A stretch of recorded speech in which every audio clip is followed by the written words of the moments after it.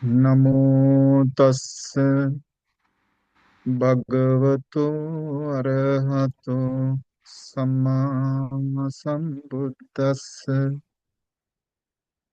Namo tassa bhagavato arahato samma sambuddhassa. Namo tassa bhagavato arahato Samma Sambuddhassa.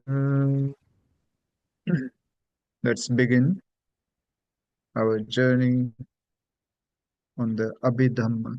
Abhidhamma, about Dhamma. Hidden phenomena in the teachings of Gautama the Buddha is our area of study. We have finished 121 types of chittas or consciousness. The chitta, the mind, comes first. So we explained it first. That's what is mentioned in the Dhammapada, Mano Ubbangama Dhamma.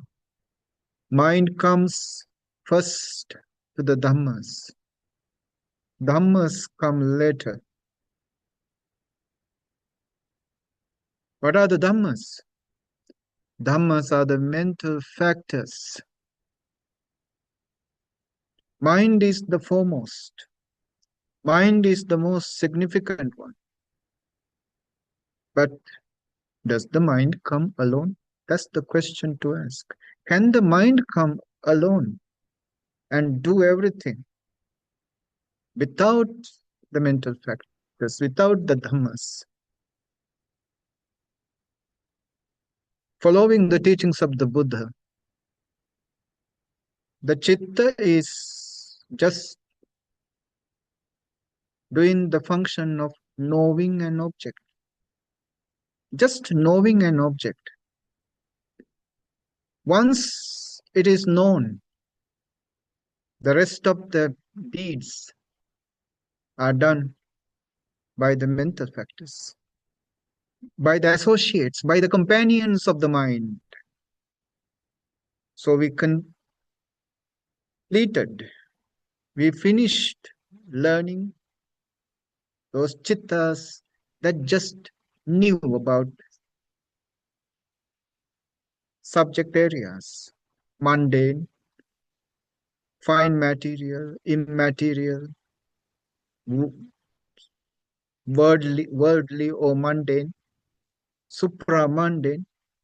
All these areas, 121 chittas or 89 chittas usually occur, and we completed them. And today we are moving to the companions of those chittas, companions of those minds. Dhamma is the area that we are planning to tread on about 6 lessons. There will be 6 lessons on this. So let's move on to the lesson. So Cetasikas, usually translated as mental factors. Mental factors.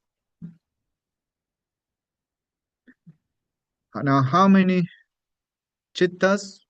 Just to recap, we know this already. Akusala chitta, 12. Kusala chitta, or Sobhana chitta, beautiful chittas, 24. Ahetuka chittas, 18. Rupavachara chittas, 15. Arupavachara chittas, 12. Lokuttara chittas, 8 or 40. We talked about how 8 chittas become 40 in our last lesson. So these are the areas we completed. Now we are moving on to the associates or the companions of these chittas. What kind of companions, what kind of supporters are there for that mere knowing of a chitta to a full-blown chitta, to be a fully active, full-blown consciousness? What kind of companions are there to support? That's what we are going to learn. So chitta is basic knowing or awareness of an object. Cetasika, functions that happen upon mere knowing or awareness an object. Once chitta attracts to an object and start knowing about it, then comes the mental factors, cetasikas, work on that mere knowing. Cetasika, this is how the word is formed. Yeah, this is important in the sense to know the root of the Pali words, because it gives us the actual meaning of the word that we are learning. Yeah. So Cetasika is literally that which is associated with the mind or consciousness. Buddha says, Cheto Yutta Dhamma. Cheto Yutta Dhamma. That which associate the consciousness. Now, in between this chitta and cetasika, these characteristics are there. They are called ekupad, ekanirodha. I'm just reading the Pali.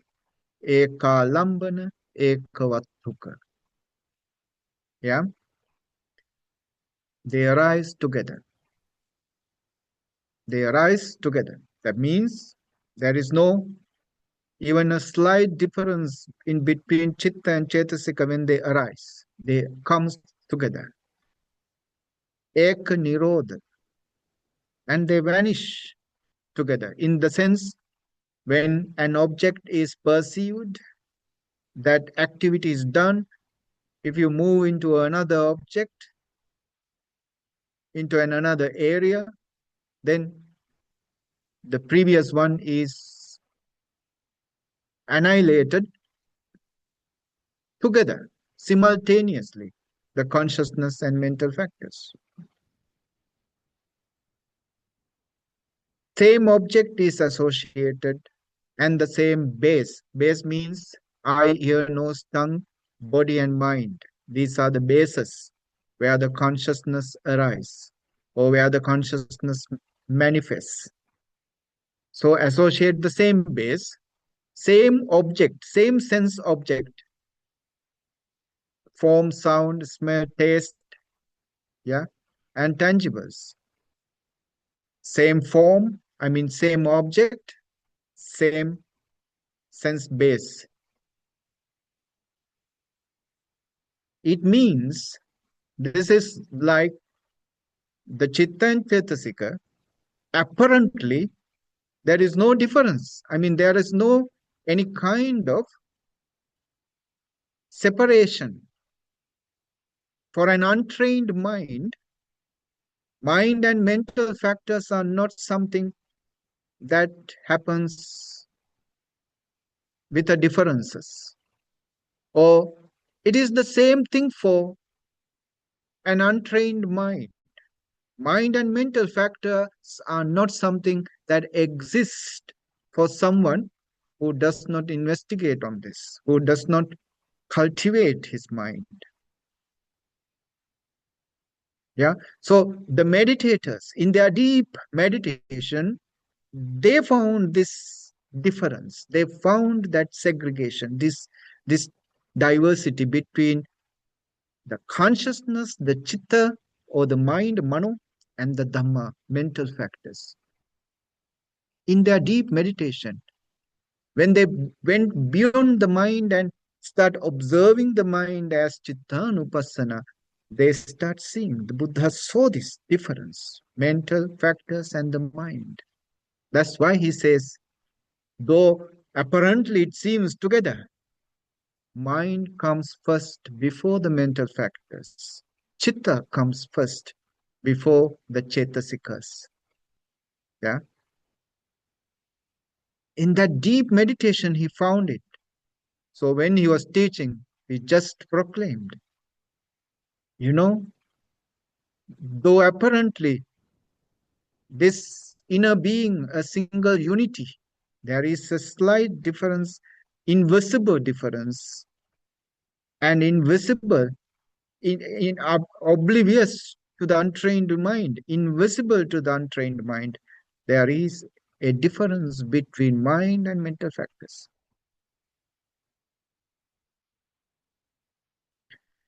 No consciousness exists apart from its concomitants. Both consciousness and its respective mental factors arise and perish simultaneously. Yeah.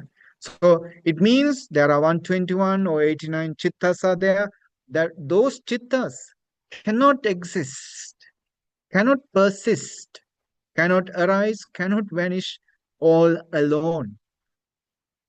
They have to be together with these cetasikas or mental factors. Yeah. So chitta is of course the primary element, but that primary element cannot exist alone. Yeah. This is to be reiterated, insisted, to explain, to understand how important the support of the mental factors for the chitta. Yeah. Now the last point, relationship between chitta and cetasika is compared to that between a king and his retinue. Now we don't know about kings and retinues in US, right? But we know the president. Does the president ever come to you in when the president is in the Oval, yeah, in White House? Does he ever come alone? No. There will be always an entourage, a group of people, sometimes a big group, sometimes a small group, in according to the to suit the condition, to suit the situation, there will be always people following him. Doctors will be coming with him. Yeah. Advisors will be coming with him. Supporters, his cooks, the people who take care of his personal needs, they all following him wherever he goes. But among all these, though they are coming together, who is the foremost one? Who is the most important one? The president himself. His entourage, they are together with him.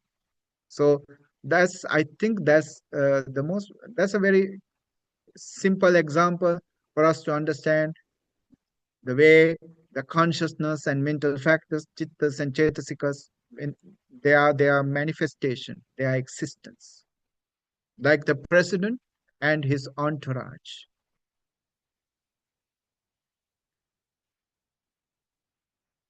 So what did we learn so far? So we learned that chitta cannot exist alone, arise alone, function alone, manifestation and vanishing. All these cannot be done alone because chitta is simply knowing of an object. But that simple knowing is not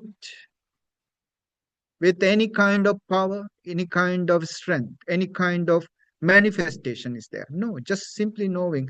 But that simple knowing is facilitated by mental factors, supported, assisted, yeah, accompanied by mental factors who have a full blown experience of that object, sense object that attracts that sense base or sense faculty. Yeah. So chittas cannot function alone. Cetasikas must be supporting, right? Their existence of the Chittas and Chetasikas are just like a president and his entourage, yeah, a king and his retinue, yeah. It is just like that. Or in a football field, the one who score a goal, can he score a goal alone? No, he has to be supported by other players. So other players are like mental factors. The one who score the goal is like the chitta or the mind itself. Now, how many mental factors? 121 chittas are there or 89 chittas? These chittas are supported by basically 52 mental factors. So, relevantly shorter series of lessons here. Yeah. Now,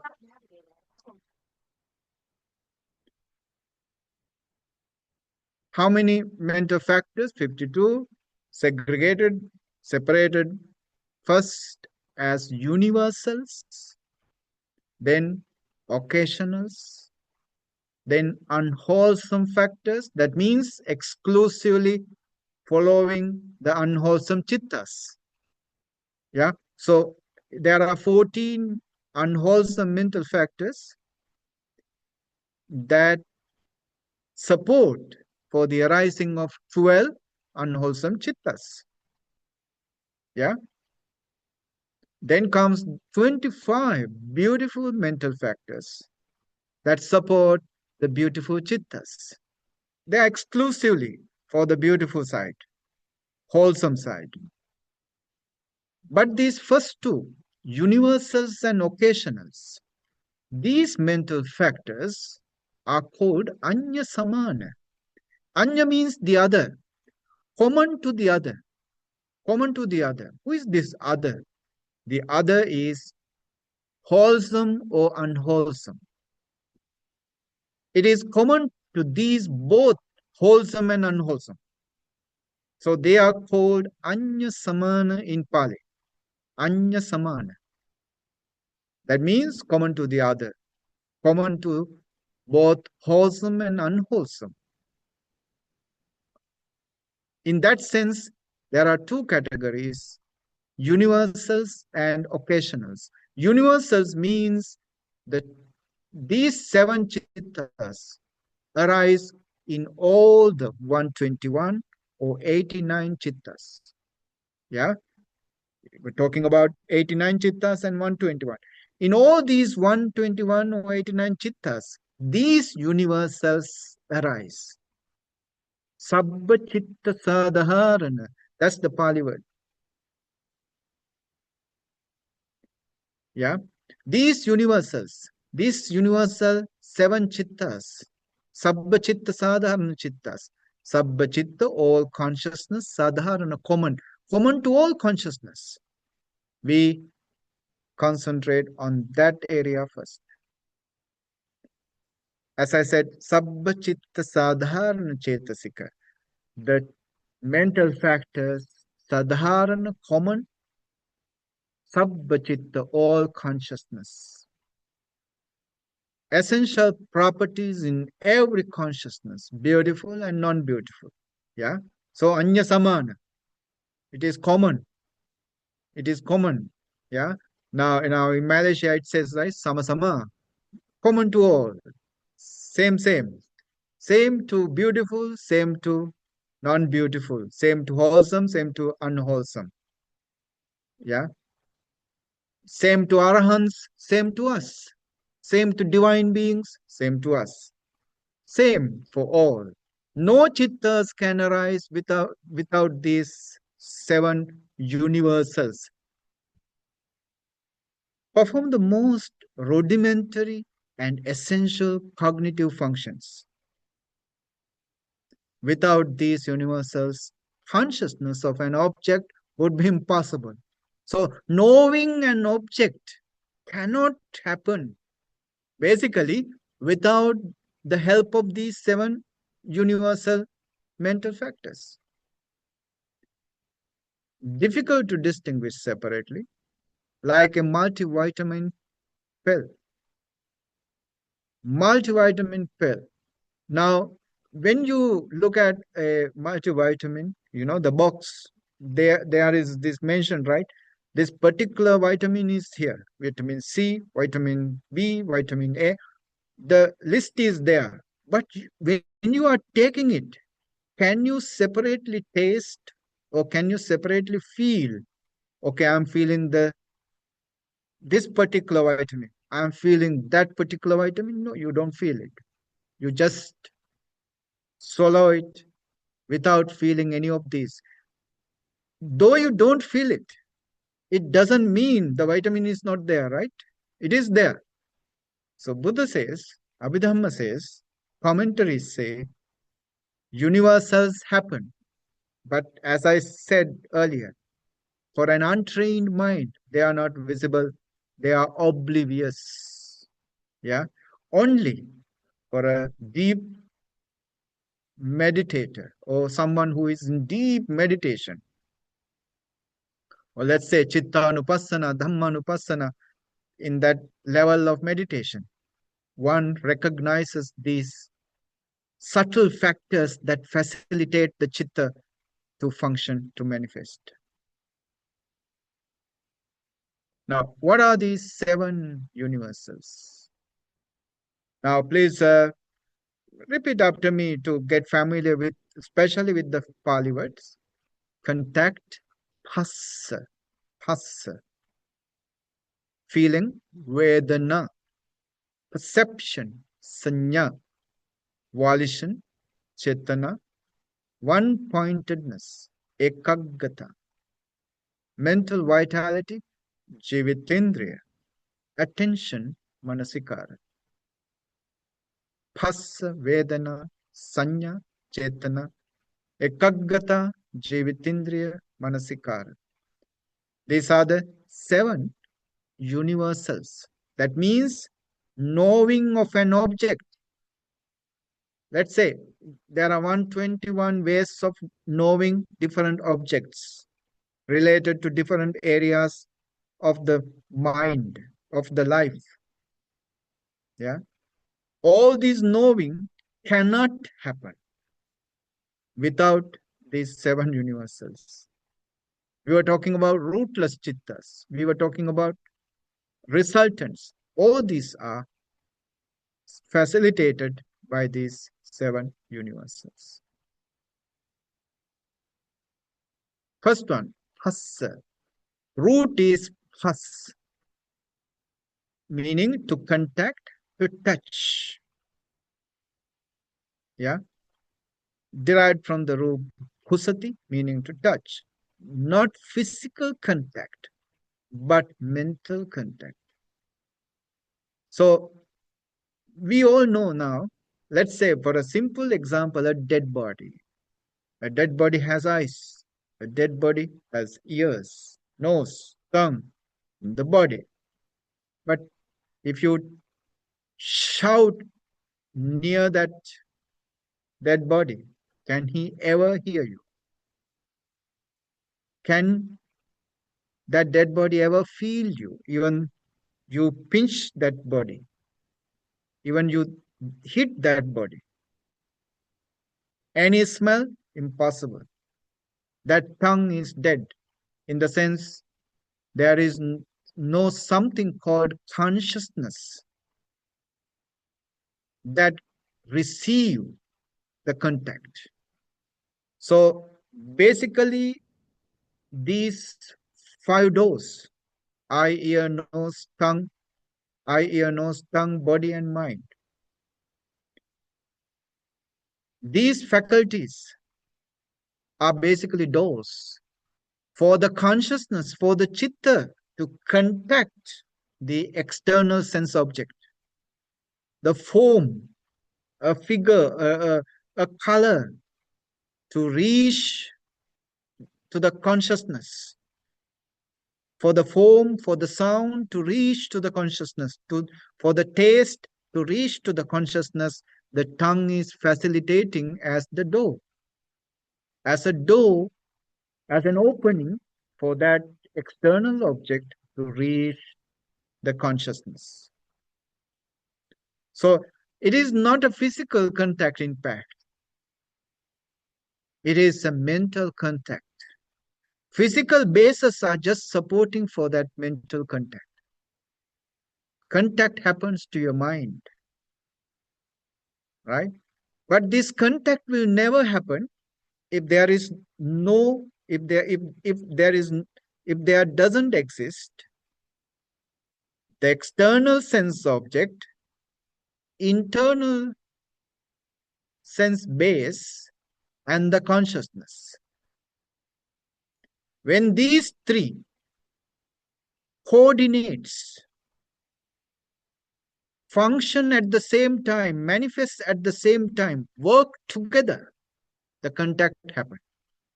Let's say you are thinking, or you are in a deep thinking mode. You are thinking about something away from the actual situation. Somebody comes and go away. Your eyes are open. That person come to your front. Yeah, your eyes got the contact, but you don't see that person. You didn't hear that person's talking. You didn't feel the presence of that person. Why? The consciousness has not completed that contact. The consciousness, the mind is far away, somewhere else. The presence of the mind is not there. Mind is absent. When the mind is absent, it doesn't matter whether the sense object, sense faculty is there. Yeah, it doesn't matter. What matters is the presence of the mind. Let's say the mind's presence is there. If that person is blind, or if that person is deaf, cannot, if that person is deaf, cannot hear, do you think just because the mind is there, that person can see or can hear? No, impossible. It won't happen. So the contact happens when these three fully working, intact, and functioning together. So Buddha says, Hinnang Sangati Passo.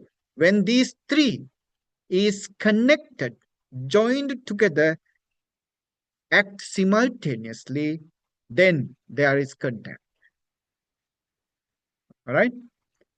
So these three must be there.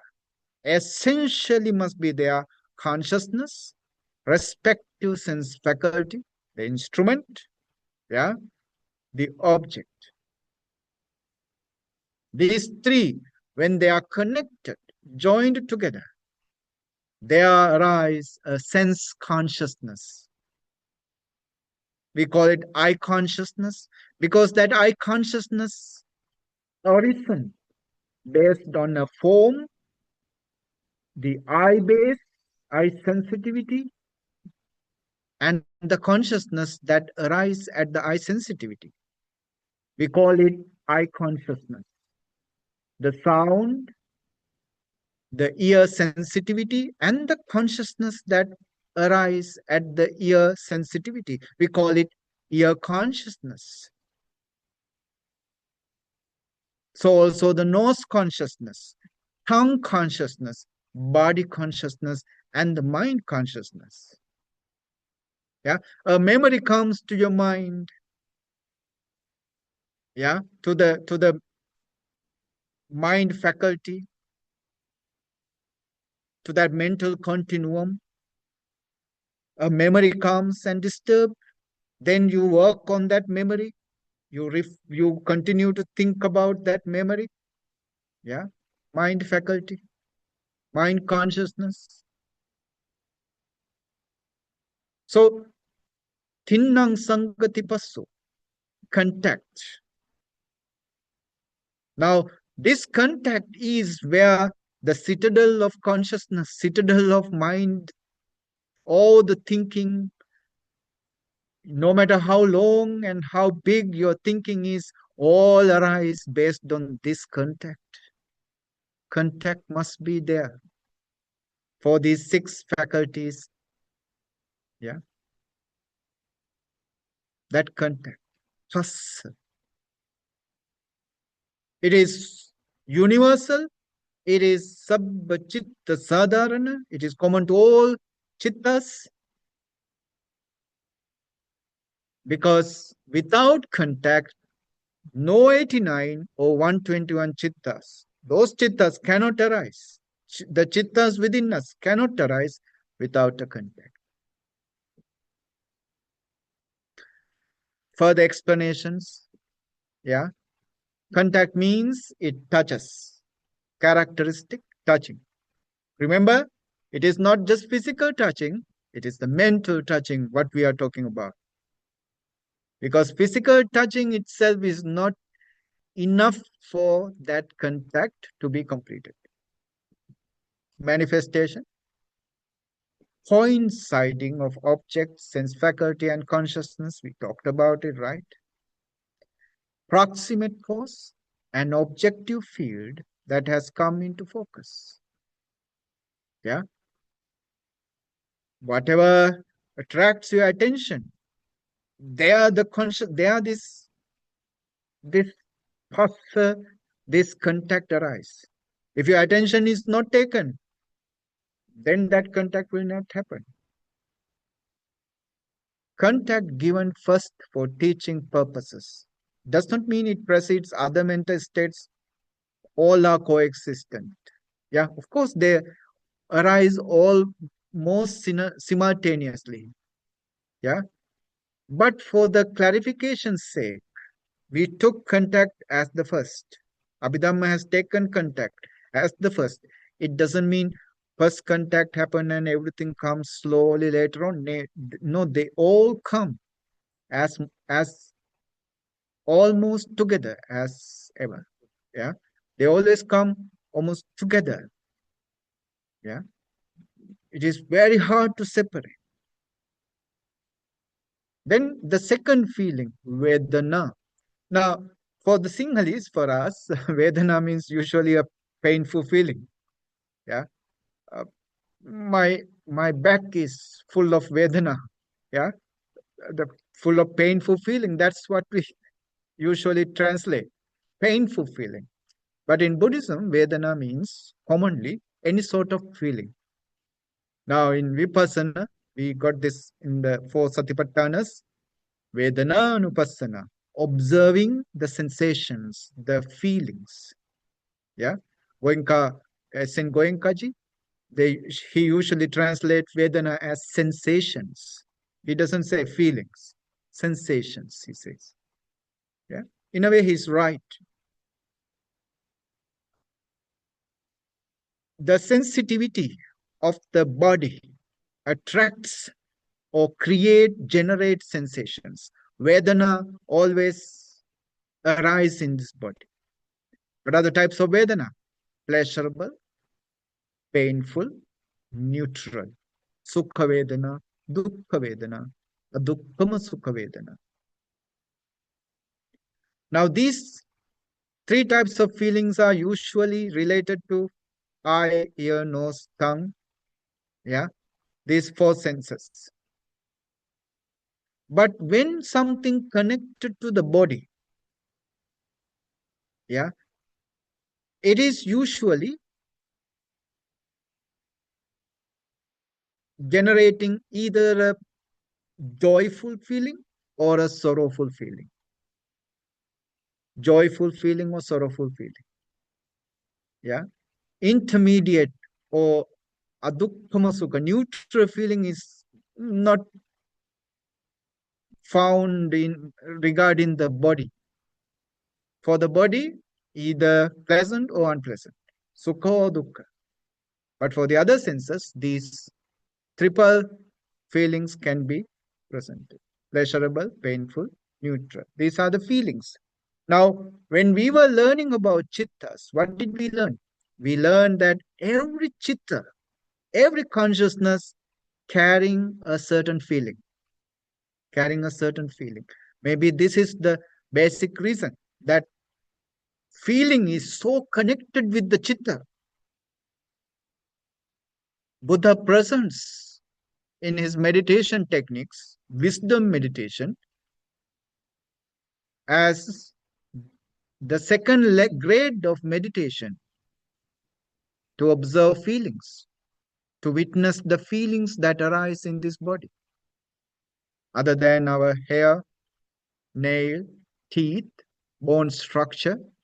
Every particle of this body generate a certain feeling, whether with a contact or without a contact.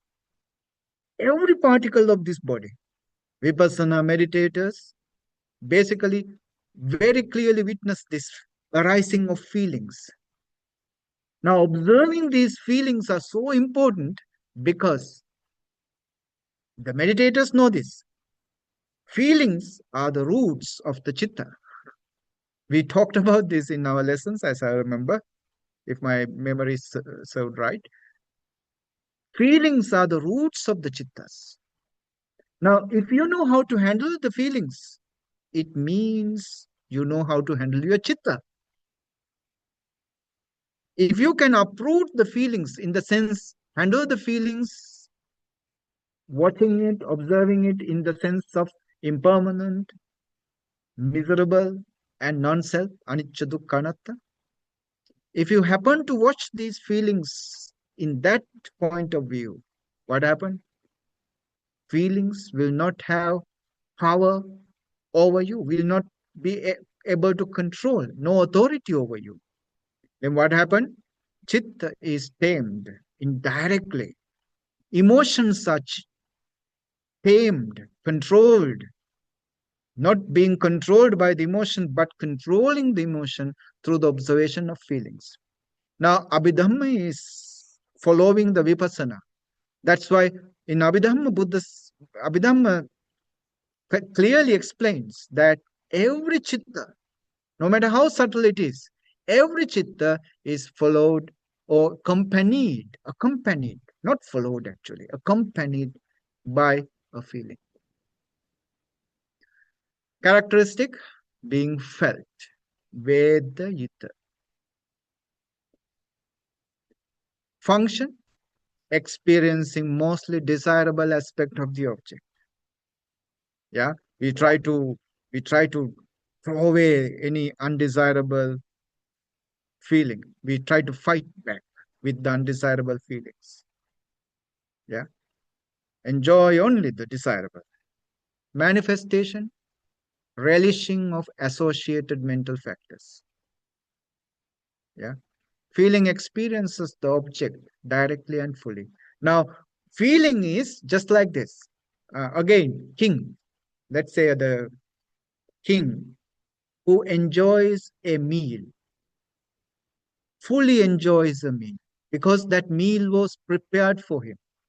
Now, how about the cook who prepares the meal? There are several cooks, right? Those cooks, those chefs who prepares the curries, the veggies, the you know those sweets, those puddings, caramels. I mean, all sorts of sweets and things. There are several chefs for that, right? Pastry chefs. Now, these chefs also enjoy, I mean, taste those food, right? But do they taste just like the king? No, they just take a small spoon and touch them in their tongues and, just to check the taste. Not fully tasting like the king.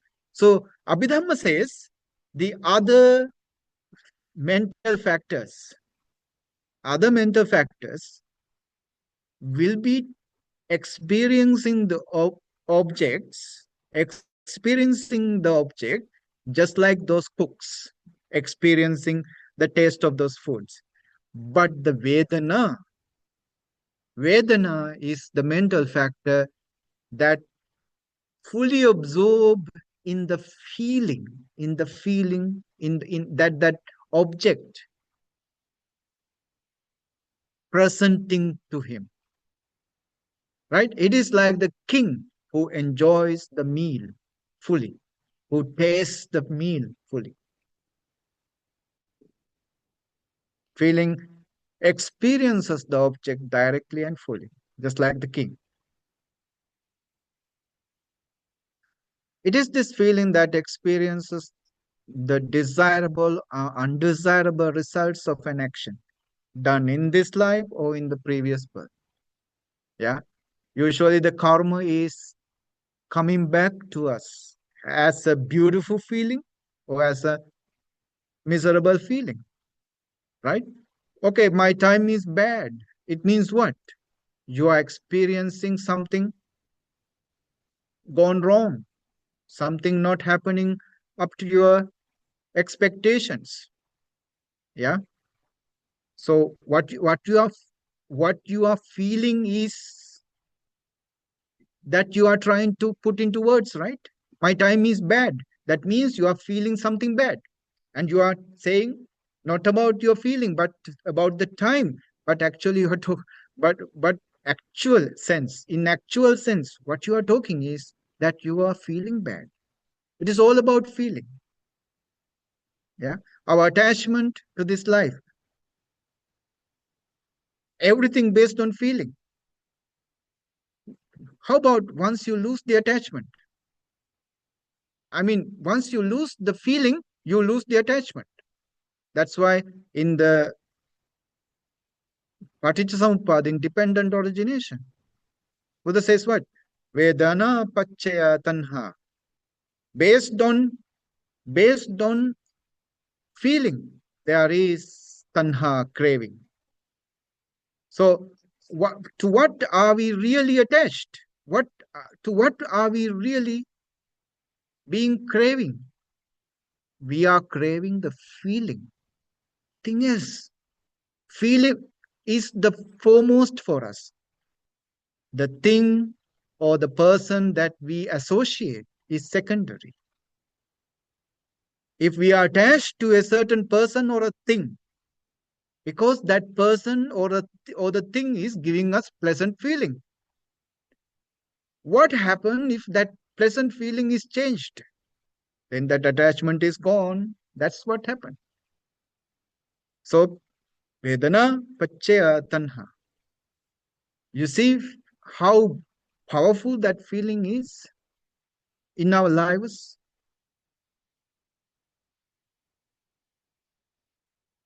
You see, plays an important role in Buddhist teachings. One of the five constituents of the human existence, five aggregates. What are the five aggregates? Form, feeling, perception, formations, and consciousness. Yeah, feeling. Then one of the 12 links in the dependent origination, Paticca Samuppada, I just told you about that. Second area of mindfulness can be established. This is Vedananupassana in Satipatthana. Yeah, we talked about the importance in. Then comes the third one, Sanya.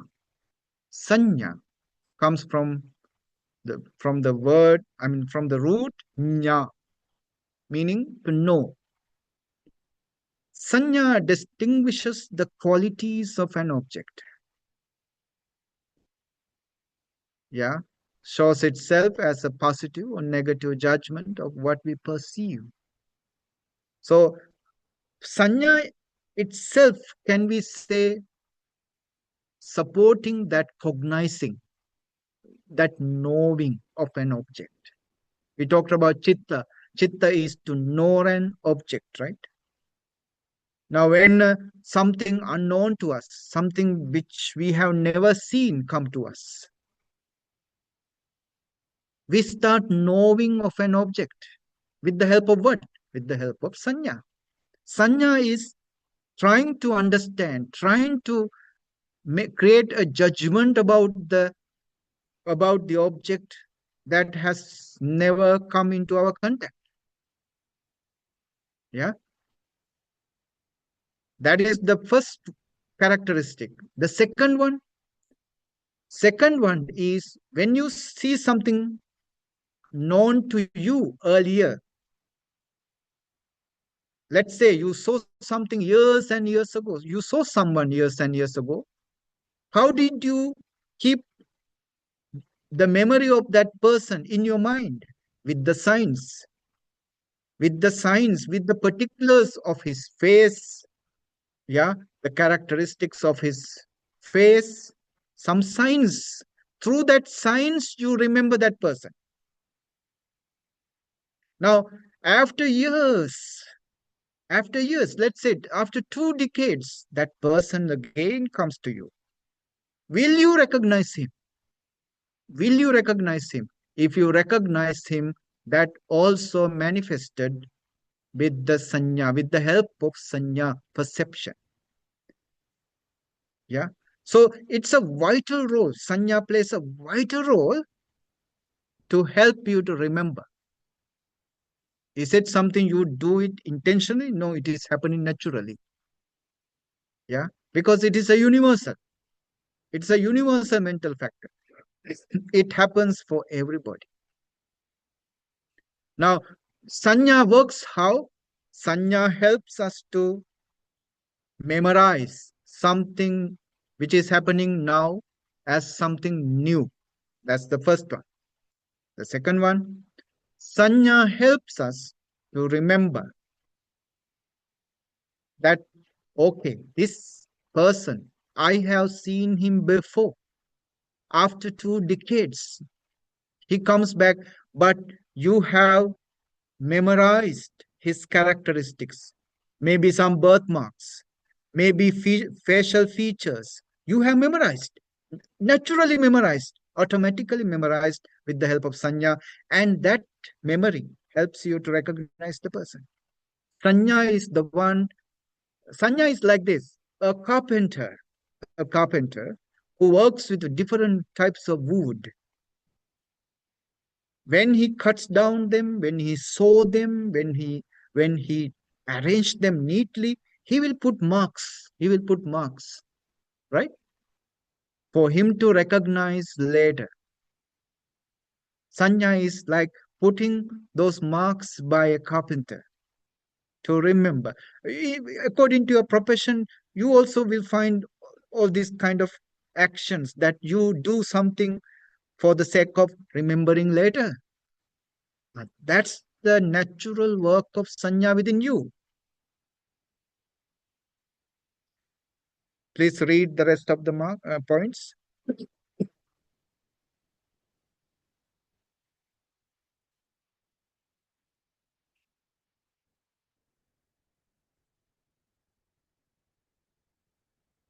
You see, that's what I was trying to explain to you.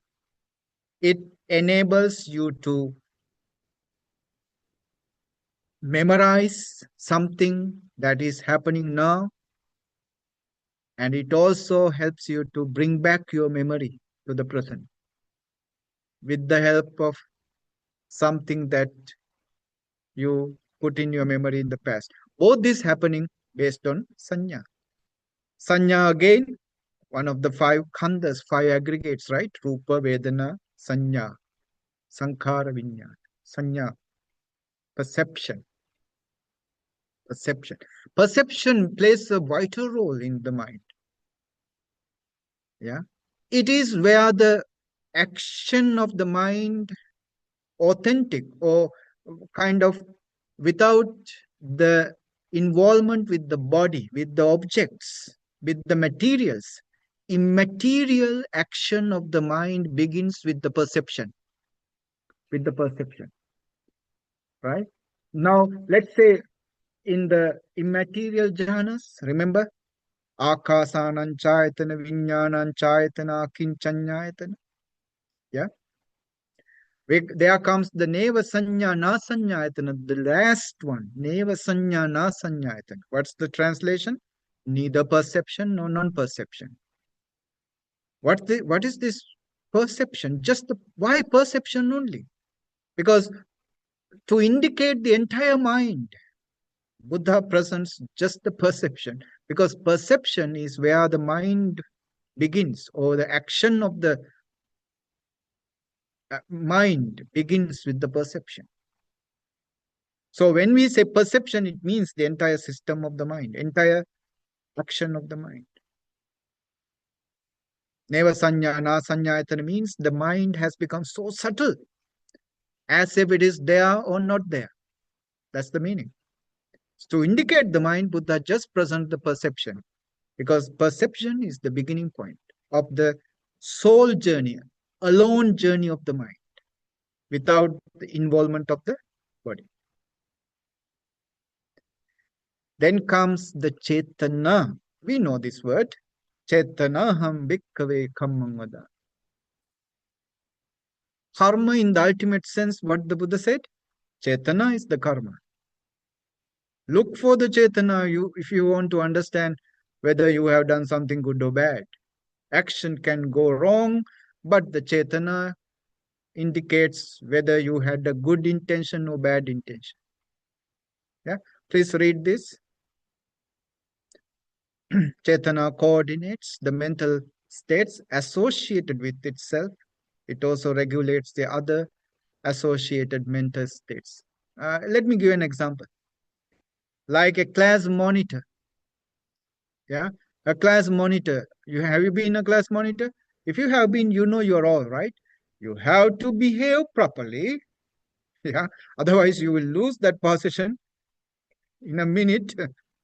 And you have to make sure the other classmates, your classmates behave properly. You have to work hard as the leading student, and you have to make sure your classmates work hard as same as you. Right? That's exactly what this first point say. Coordinates the mental states associated, all the mental factors associated with that chetana. He balances and come into a certain point, certain singular point. Right? That's his action. And he regulates, he normalizes, he balances other mental states. That means when Chetana is there, your mind entirely leading on to the direction the Chetana is showing. Other mental states has to follow, regulate. It's like the class leader or the monitor in the school. Yeah. That's what the Chetana does usually. Now, this Chetana is the beginner who performs moral or immoral karma. As I said, yeah, look at the Chetana. You know what karma you have generated. Sometimes people do good things, yes, visibly good. Obviously, they have showcased a beautiful karma. But that showcased karma doesn't mean that they generated karma, good karma. Maybe there are ulterior motives for fame, for something vanity, something empty. They are just fulfilling their vanity. No beautiful intention is there. Then do you think they generate great karma? Just because they have exhibited a beautiful karma, it doesn't mean they generate karma if their chetana is not justifying it, if their chetana is not following it. So, Chetanaham bhikkhave kammam, then Buddha is right. Buddha says, look at the Chetana, then you know what karma is you are generating. Most important mental state in mundane consciousness, major force behind accumulation, karma. No Chetana, no karma. So, Chetana always, whether it is pleasant or unpleasant, whether it is moral or immoral, doesn't matter. It generates karma. Yeah. It is like depositing in a bank. You have to spend it. You have to pay back. You have to come and spend it. You have to finish it, karma is generated. That means rebirth is generated. So one of the main functions of the Chetana in us is to generating karma. Yeah. So Chetana itself is regarded as karma then. Chetana determines, psychological standpoint, Chetana determines activities of mental states associated with it. Ethical standpoint, that's a psychological standpoint. Yeah. Ethical standpoint determines its inevitable consequences. Yeah. Your actions has a certain resultant waiting for you, followed by your chetana, followed by your intention. Yeah. But ironically, chetana also comes from the same root as chitta. Chit is the root for chitta and chetana, meaning to think. Another one I have to present to you about this, that now supramundane level, for the bodhisattvas, what is their chetana? When it is a universal, do you think for the Buddhas, for the Arhants, now if they also have chetana, it means they generate karma. It means they also come back to life again, rebirth again. No, their chetana manifests in the form of wisdom, panya. Now, wisdom, through wisdom, driven by wisdom, when someone does something, it is just an annihilation for the karma.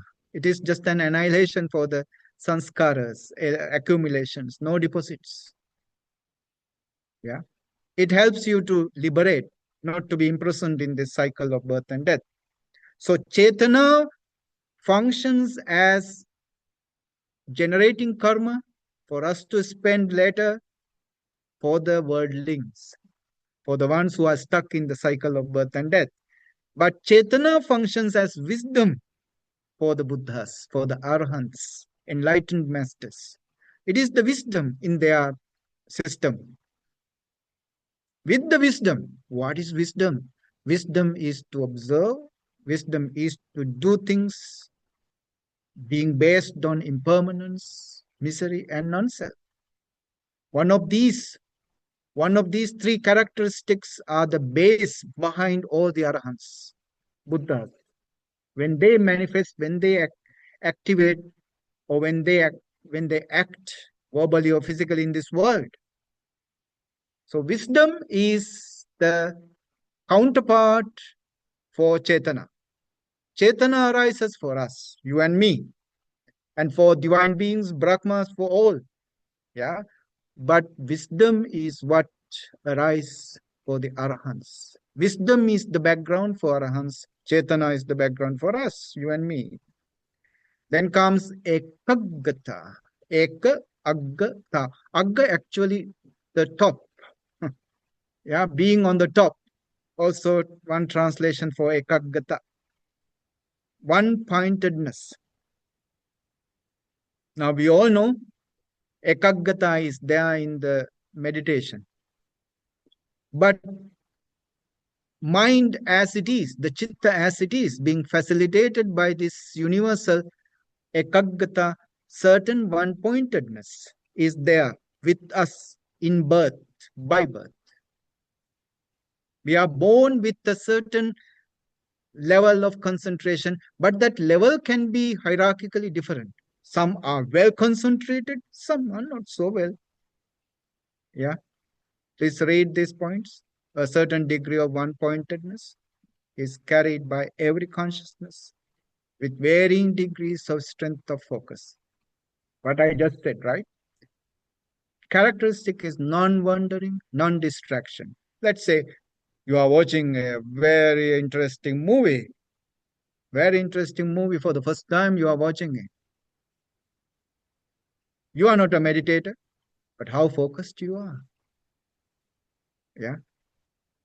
This lesson is not that like a very interesting movie. Yeah. Not that focused, right? You see? seed of all attentive, selected, focused, or concentrated consciousness. Whenever mind is at work, certain concentration is facilitating that. Otherwise, it cannot complete the task. Function of uniting consciousness and the object manifested as peacefulness. Yeah. So concentration, one pointedness, they are just the same. And when this concentration is developed, it is manifesting as peacefulness. Yeah. Now this factor, this ekaggata is there in every type of consciousness. I mean, in followed or accompanied by every type of consciousness. Then comes the mental vitality.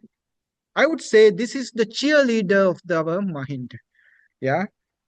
We need our mind to be vital, to be strong, to continue, to be encouraged to continue. Yeah. To facilitate, to give props to continue. It is being done by Jivitindriya, mental vitality. Of course, there is physical vitality. We will be discussing in the future when we are talking about Rupa Skandha. Yeah. But here's mental vitality, cheerleader of our mind. It's like, the conductor of a choir, those musical instruments. There are so many musical instruments.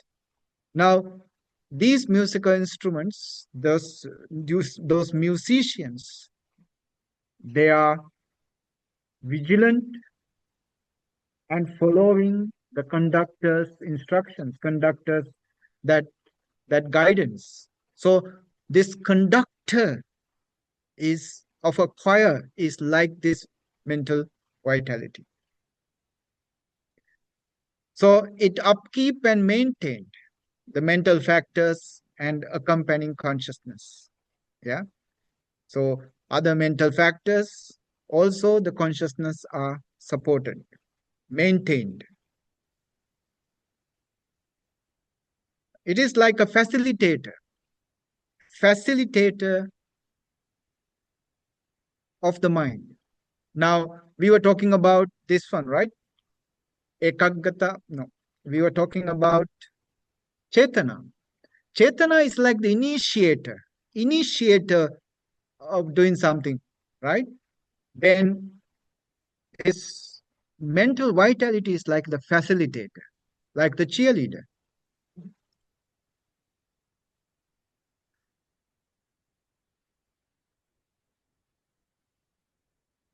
Now, in our lives, we get also, burnouts, so tired, so fed up. That means what? Our mental vitality is weak. Then we go for a trip, go for a retreat, a meditation retreat, or a vacation.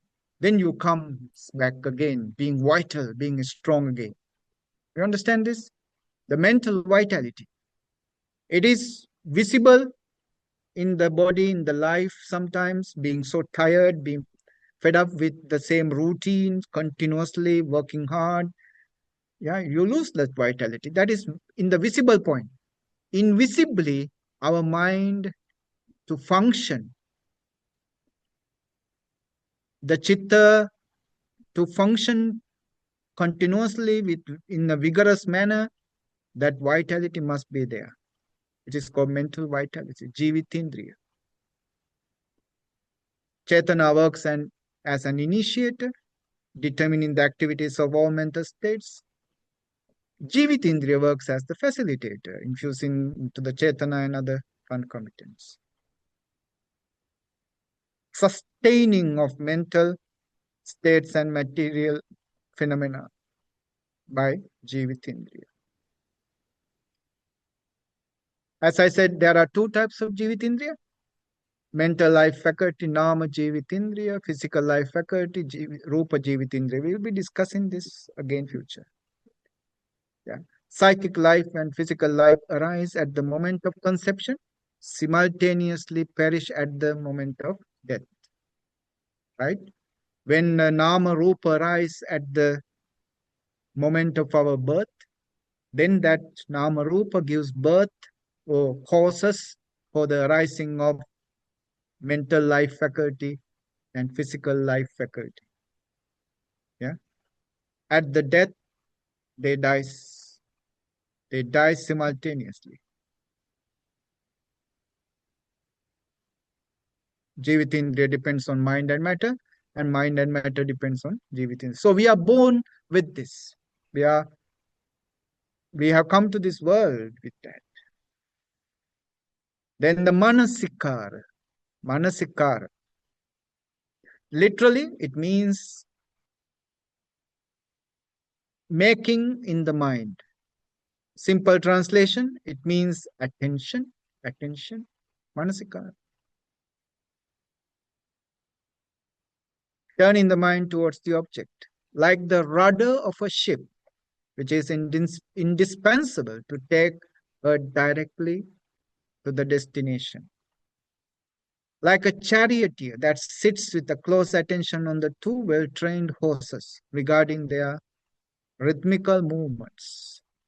These are the examples we find in the Abhidhamma to explain the attention. Directs its concomitants to the object. It is mere spontaneous attention. Right?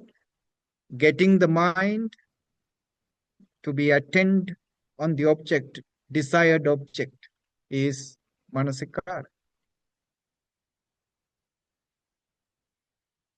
Now, in the suttas, we find this one. I think you are familiar with this. Yoniso manasikara, ayoniso manasikara.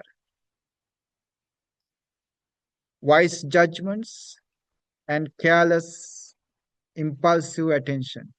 These are the things we find in the suttas, yeah, as yoniso manasikara and ayoniso manasikara.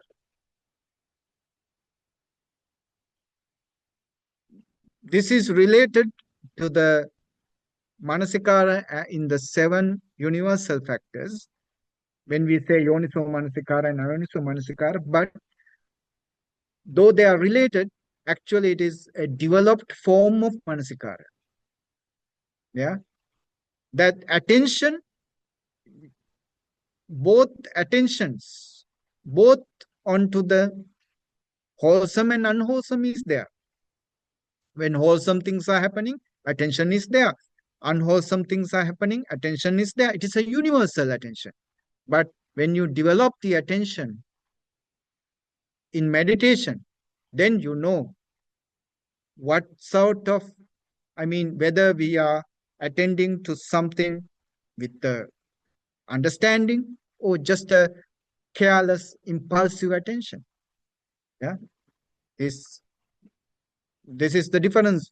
When you develop meditation, your attention would be with the wisdom. Now, the example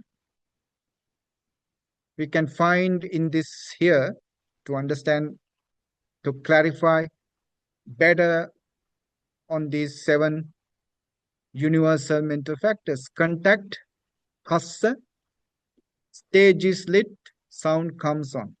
Yeah, you go to a musical show, then you can see that stage is full of lights and the sounds, yeah, musical sound is there. That is the contact you get. Then the feeling, that the pleasant feeling, yes, that musicals, yeah, gives you a pleasant feeling.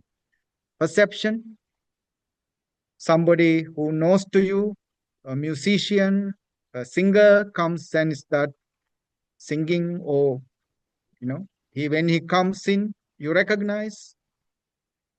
Then when you recognize, okay, my favorite singer is coming, your intention is to enjoy. Yeah. Then with that, you direct your attention to the stage.